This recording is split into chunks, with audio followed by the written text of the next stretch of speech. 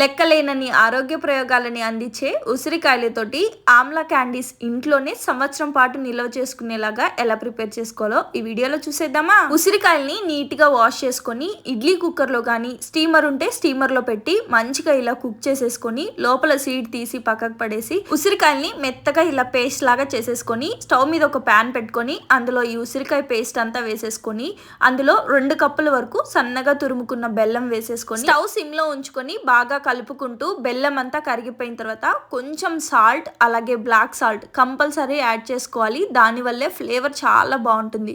అలాగే కొంచెం కారం కూడా వేసుకొని 1 స్పూన్ కార్న్ ఫ్లోర్ ని వాటర్ లో మిక్స్ చేసేసుకొని అది కూడా యాడ్ చేసుకొని కొద్దిగా నెయ్యి కూడా యాడ్ చేసుకోవాలి. ఇలా మనం గరిటెతో పక్కకంటే మళ్ళీ కిందకి జారి రాకుండా ఉంది అంటే అప్పుడు స్టవ్ ఆఫ్ చేసేసుకొని బటర్ పేపర్ ఉంటే బటర్ పేపర్ మీద వేసుకోవచ్చు, లేదా నెయ్యి రాసిన గిన్నెలోకి వేసి చల్లగా అయిపోయాక ముక్కలుగా కట్ చేసుకొని షుగర్ పౌడర్ తో డస్ట్ చేసుకోవడమే.